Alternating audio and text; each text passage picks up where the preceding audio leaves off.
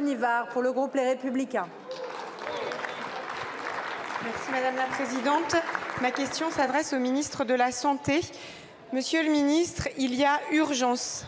Tel est le cri que vous adressent tous les professionnels des EHPAD et des services de soins à domicile qui accompagnent les personnes âgées. Tous les voyants sont au rouge. Pénurie quasi généralisée de personnel soignant, des établissements en déficit en raison de l'inflation, épuisement des professionnels qui restent en poste. Les soignants sont contraints, par manque de temps, d'effectuer leur métier pourtant profondément humain à la tâche et à la chaîne. 5 minutes pour un lavage de pied, pas de temps pour plus d'une douche par semaine, 5 minutes pour la pose de bas de contention et pas une seconde de plus pour un temps d'échange, car il faut passer au suivant.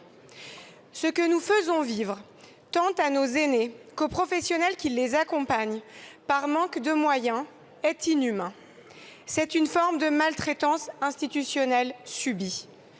À quoi servons-nous, chers collègues, ici, dans notre mandat, si nous ne sommes pas capables de mettre au cœur de nos priorités le soin des plus fragiles, de nos aînés, de leur permettre de vivre dans la douceur, la dignité et avec humanité. Nous examinons en ce moment une proposition de loi du groupe majoritaire dénommée « Pour une société du bien vieillir ». Mais, Monsieur le ministre, chers collègues, on va se dire la vérité, on est complètement à côté de la plaque. On est en décalage total avec les besoins criants du terrain. Aucun des problèmes majeurs qui conduisent à cette situation intenable n'est traité.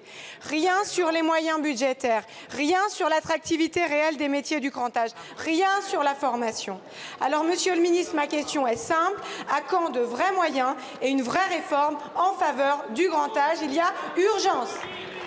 Je vous remercie, ma chère collègue. La parole est à Monsieur Olivier Véran, porte-parole du gouvernement et ministre délégué chargé du renouveau démocratique. Merci Madame la Présidente, Mesdames et Messieurs les députés, Madame la députée Émilie Bonnivard. S'il vous plaît. Comme c'est une question qui porte sur le grand âge, c'est mon collègue Jean-Christophe Combe qui aurait dû vous répondre, mais il est justement en train de conclure le Conseil national de la refondation sur le bien vieillir et m'a confié cette mission de vous répondre, Madame la députée. Vous avez raison quand vous dites qu'on est dans une situation de grande détresse dans beaucoup d'établissements du domaine médico-social, pour les personnes âgées, mais aussi pour les personnes non âgées en situation de handicap, il faut le dire, avec un vrai problème profond d'attractivité des métiers, que nous avons pris à bras-le-corps avec la question du Ségur, qui a permis d'augmenter les salaires, mais qui ne suffit pas à répondre à la détresse de soignants qui se retrouvent trop souvent en sous-nombre par rapport aux missions qui leur incombent.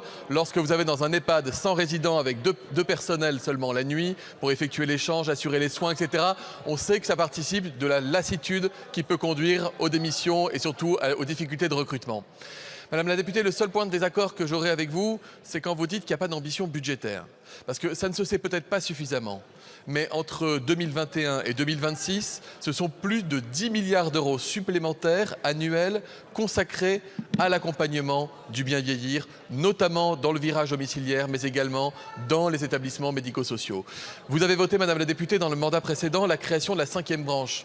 Et avec cette création de 5e branche, il est prévu un mécanisme qui fait qu'à compter de l'année prochaine, il y a une part de CSG à hauteur de 2,5 milliards qui va venir abonder également ces fonds pour pouvoir financer davantage de dépenses de prise en charge des personnes âgées en établissement ou à domicile. Donc l'ambition budgétaire, elle est là.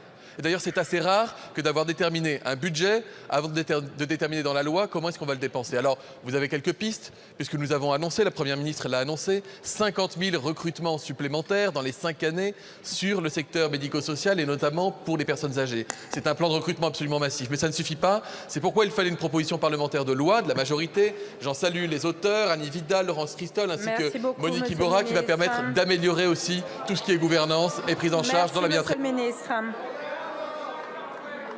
La parole est à Madame